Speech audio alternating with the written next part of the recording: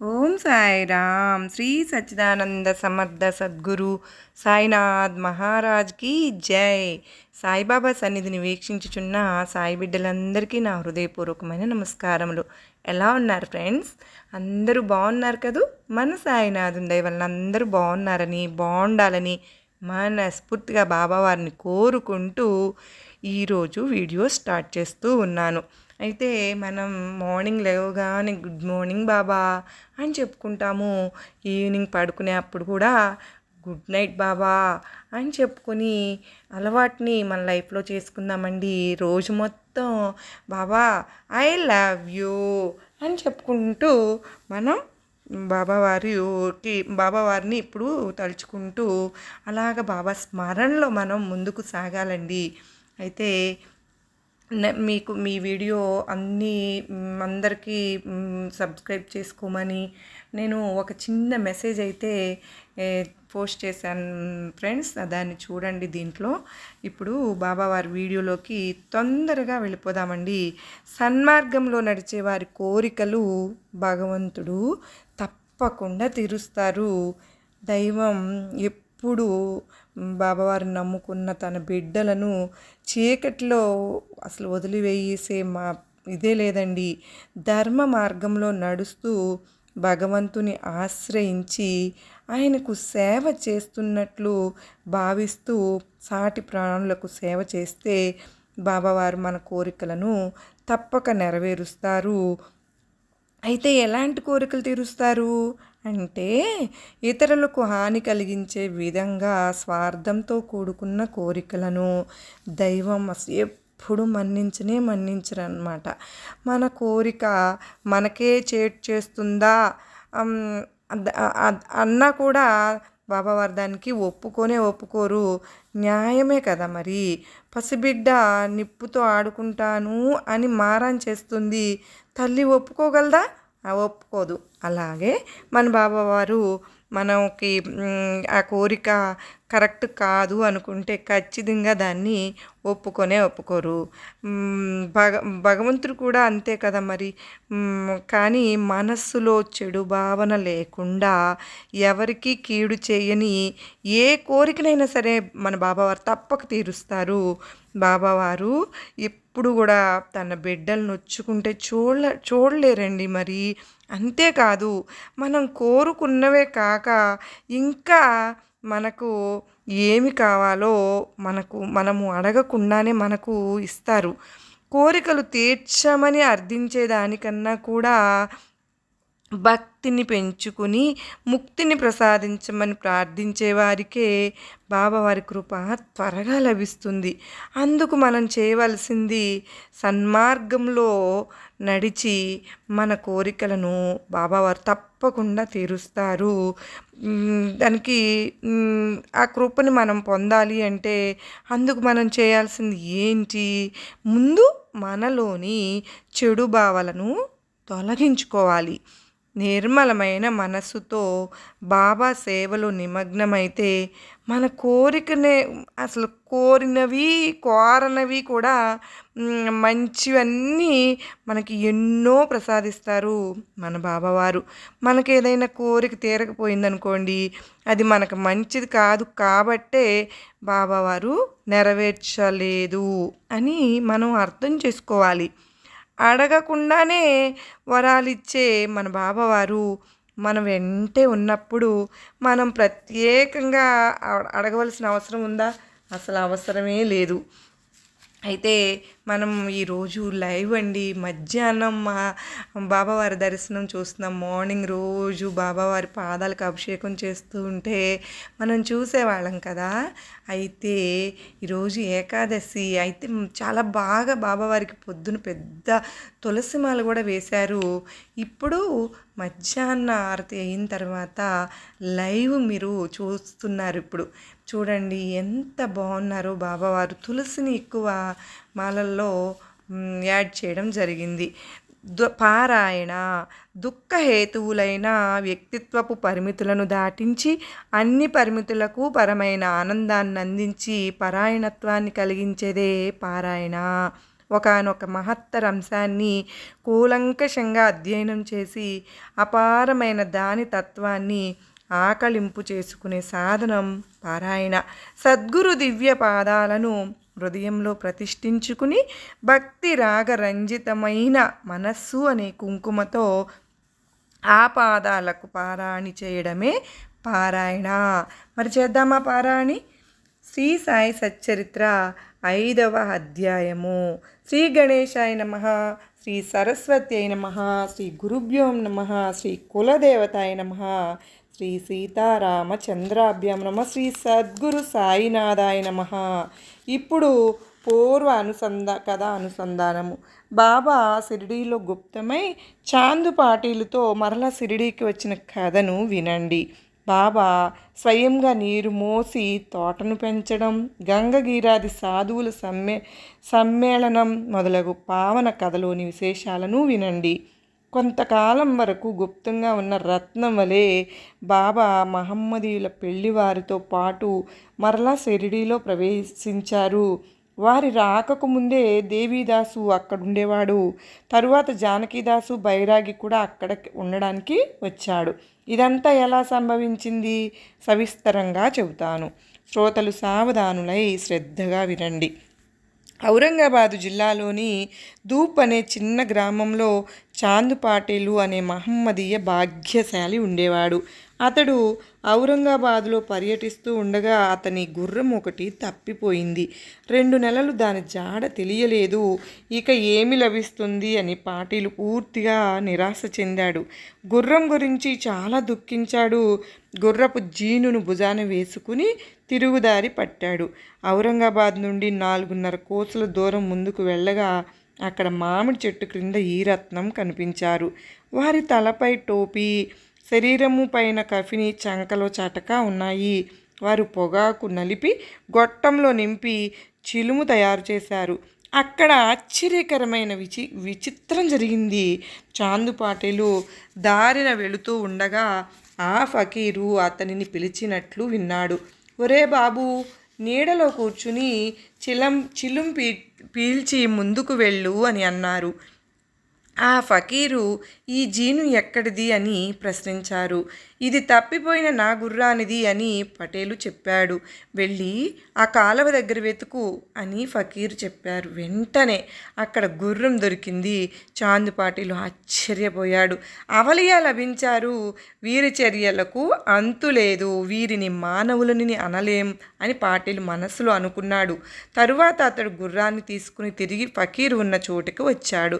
ఫకీరు అతనిని తన వద్ద కూర్చోబెట్టుకుని చిమ్టాను చేతిలోకి తీసుకున్నాడు. అక్కడే మట్టిలో గుచ్చాడు. లోపల నుండి మండుతున్న నిప్పును తీసుకుని చిలుంగొట్టంపై ఉంచి సటకా తీసుకున్నాడు.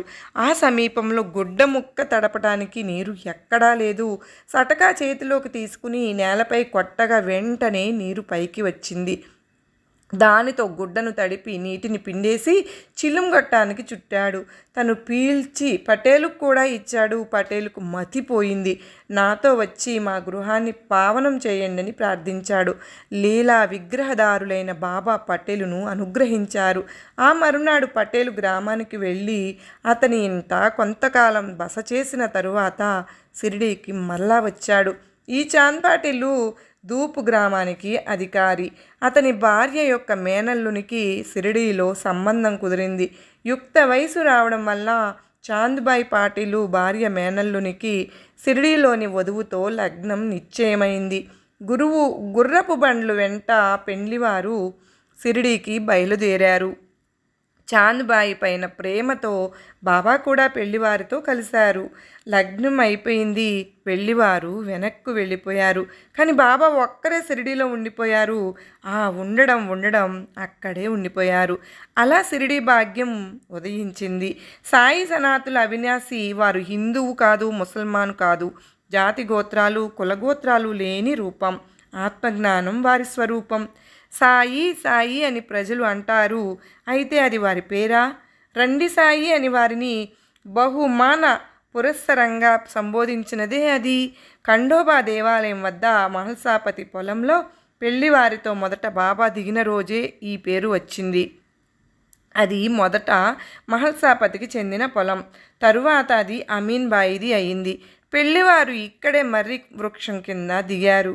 ఖండోబా దేవాలయ ప్రాంగణంలో బళ్ళనన్నిటినీ పొలంలో విప్పగా అక్కడ పెళ్లివారితో పాటు బాబా కూడా దిగారు. ఈ బాలఫకీరు బండి నుండి దిగగానే మొట్టమొదట మహల్సాపతి దృష్టిలో పడగా రండి సాయి అని వారి ఎదుటకు వెళ్ళాడు. అప్పటి నుండి వారికి ఆ పేరు ఉండిపోయింది. అలా అప్పటి నుంచి జనులు వారిని సాయి సాయి అని పిలవడం మొదలుపెట్టారు. వారికి నామకరణం అలా జరిగింది. అక్కడ వారు చిలిం త్రాగారు, మసీదులో ఉండసాగారు. దేవీదాసు సహవాసంతో షిరిడీలో ఆనందంగా ఉన్నారు. ఒకప్పుడు చావిడిలో కూర్చునేవారు, మరొకప్పుడు దేవీదాసు సాంగత్యంతో మరొకప్పుడు మారుతి దేవాలయంలోనూ స్వేచ్ఛగా ఉండేవారు. ఈ దేవీదాసు షిరిడీ గ్రామంలో బాబా కంటే ముందుగానే వచ్చి ఉన్నారు. ఆ తరువాత షిరిడీకి మహానుభావులైన జానకీదాసు గోసావి వచ్చాడు. ఈ జానకీదాసు వద్దకు సాయి మహారాజు వెళ్ళి మాట్లాడుకుంటూ కూర్చునేవారు, లేదా సాయి మహారాజు ఉన్న చోటికి జానకీదాసు వచ్చి కూర్చునేవాడు. ఆ ఉభయులలో చాలా ప్రేమ ఉండేది. వారు నిత్యము నియమంగా సమావేశమయ్యేవారు. అలా వారి సమాగమం అందరికీ పరమ ఆనందంగా ఉండేది. అట్లే మరో ప్రసిద్ధి చెందిన వైష్ణవ భక్తుడు గృహస్థు పుణతంబే నివాసి గంగగిరు షిరిడీకి తరచూ వచ్చేవాడు. సాయి 2 చేతులతోనూ మట్టి కుండను పట్టుకుని బావి నుండి నీరు మోసుకుని రావడం చూచి మొదట గంగగిరు ఆశ్చర్యపోయాడు. అలా సాయిని ముఖాముఖి చూసి ఈ అమూల్య రత్నాన్ని పొందిన షిరిడీ ప్రజలు భాగ్యవంతులు, వారు ధన్యులు అని స్పష్టంగా చెప్పాడు. ఈరోజు ఇతడు భుజాన నీరు మోస్తున్నాడు, కానీ ఇతడు సామాన్యుడు కాదు. ఈ క్షేత్రం యొక్క పుణ్యం ఏదో ఉండబట్టే ఈ స్థలంలో లభ్యమయ్యాడు అని చెప్పాడు. అలాగే ఆనందనాథ్ అనే పేరుతో ప్రఖ్యాతి చెందిన మరొక సాధువు కూడా సాయి అద్భుతమైన కృత్యాలు చేస్తారని భవిష్యాన్ని తెలియజేశాడు. బాగా ప్రసిద్ధి చెందిన ఇతడు యావల గ్రామంలో మఠాన్ని స్థాపించాడు. ఒకసారి కొంతమంది షిరిడీ వాస్తవ్యుల వెంట షిరిడీ వచ్చాడు. ఆనందనాథ్ అక్కలకోట మహారాజు శిష్యుడు. సాయిని చూచి ఈతడు ప్రత్యక్ష వజ్రము, ఈరోజు ఇక్కడ పెంట కుప్ప మీద ఉన్న ఇతడు రాయి కాదు రత్నము అని ఆనందనాథ్ పలికిన మాటలు బాబా యొక్క కౌమార అవస్థలో చెప్పినవి. ఈ నా మాటలను గుర్తుంచుకోండి, ఇవి మీకు తరువాత గుర్తుకు వస్తాయి అని భవిష్యాన్ని చెప్పిన అతడు యావలాకు వెళ్ళిపోయాడు. తరుణ వయసులో సాయి తల వెంట్రుకలను పెంచుకునేవారు. ఎప్పుడూ ముండనం చేయించుకునేవారు కాదు. పహిల్వాను వలె దుస్తులను ధరించేవారు.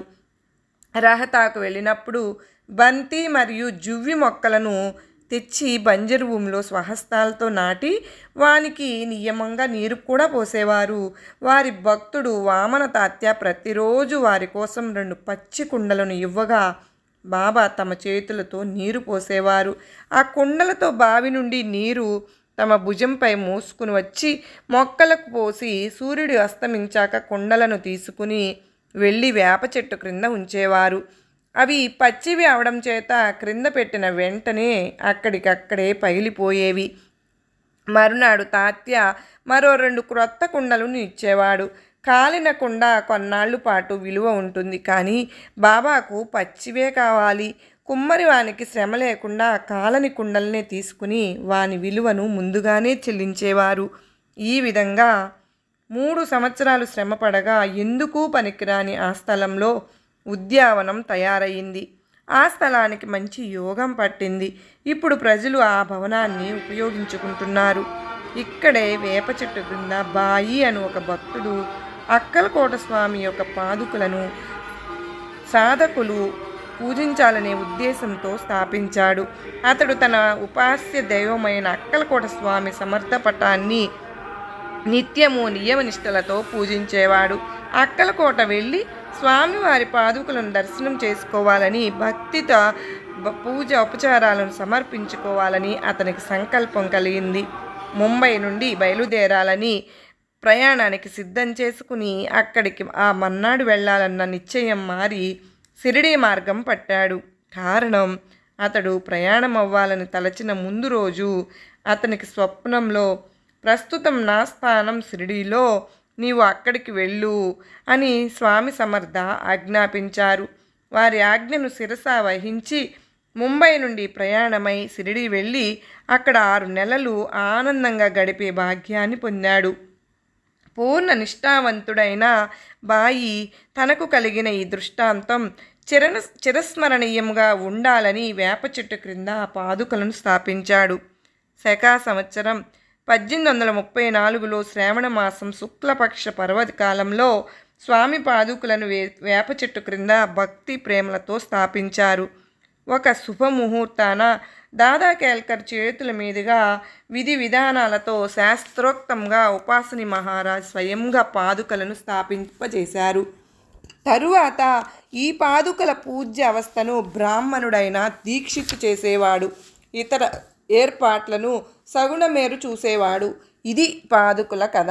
ఈ విధంగా ఏ వికారాలు లేని సత్పురుషులు పరమేశ్వరుని ప్రత్యక్ష అవతారాలు. లోక కళ్యాణానికి, జగత్తును ఉద్ధరించడానికి వీరు అవతరిస్తారు. కొంతకాలం జరిగిన తరువాత ఆశ్చర్యకరమైన సంఘటన జరిగింది. శ్రద్ధగా శ్రవణం చేస్తే శ్రోతలకు విచిత్రంగా అనిపిస్తుంది. తమలపాకులను అమ్ముకునే మొహద్దీన్ బాయి అనేవానికి బాబాకు మధ్య వివాదం ఏర్పడి అది కుస్తీకి దారితీసి ఇద్దరూ పరస్పరం పోట్లాడుకున్నారు. ఇద్దరూ చతురులైన పహీలువాన్లే. అయినా విధి ఎదుట ఎవరి బలము సాగదు.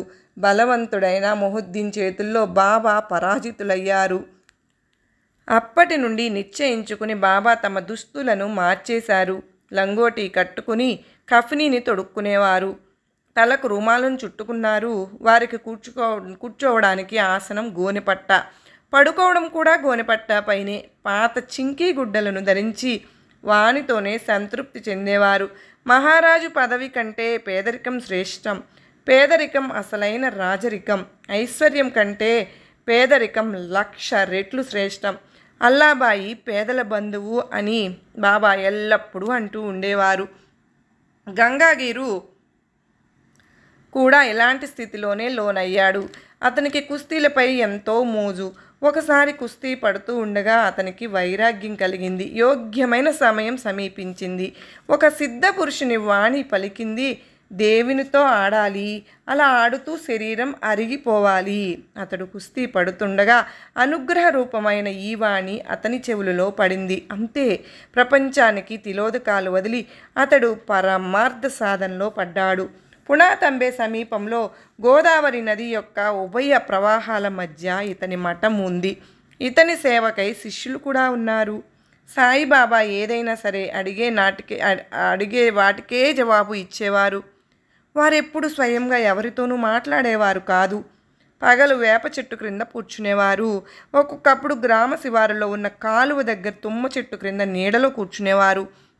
మరొకప్పుడు మధ్యాహ్నం కానీ సాయంత్రం కానీ అక్కడి నుండి మైలు దూరంలో ఉన్న నీమ్గామ్ పరిసరాలకు వెళ్ళేవారు. అలా పగలు స్వేచ్ఛగా విహరించేవారు. నీమ్గామ్ యొక్క జాగీర్దారు పదవిలో ప్రసిద్ధుడైన త్రయంబక్ డేంగలే ఇంటిలో ఉన్న బాబాసాహెబ్ డేంగలే పైన బాబాకు అమితమైన ప్రేమ. నీమ్గామ్ గ్రామానికి వెళ్ళినప్పుడు బాబా అతని ఇంటికి వెళ్ళి రోజంతా అతనితో ప్రేమగా మాట్లాడేవారు. అతని తమ్ముడు నానాసాహెబ్కు పుత్ర సంతానం లేక మనసులో బాధపడేవాడు.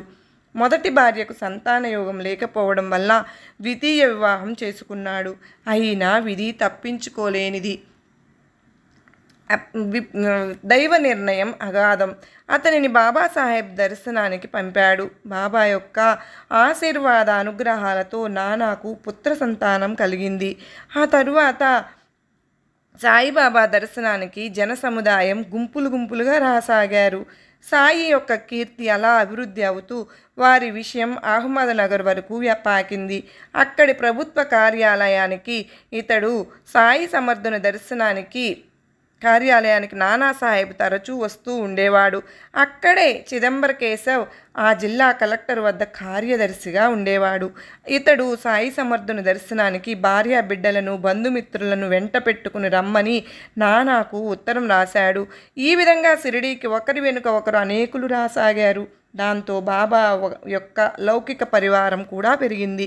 సాయిబాబాకు ఎవరి సాంగత్యము అవసరము లేకపోయినా భక్తి పరివారం రోజంతా వారి చుట్టూ మూగి ఉండేది. ఈరోజు ఈ పారాయణం ఇంతటితో ముగించి మనం నిన్న ప్రార్థన చేసుకుంటూ ఉండగా కొంత ప్రార్థన వీడియో లెంత్ ఎక్కువైందని చెప్పి కట్ చేశానండి. అది పూర్తి చేసుకుందాం.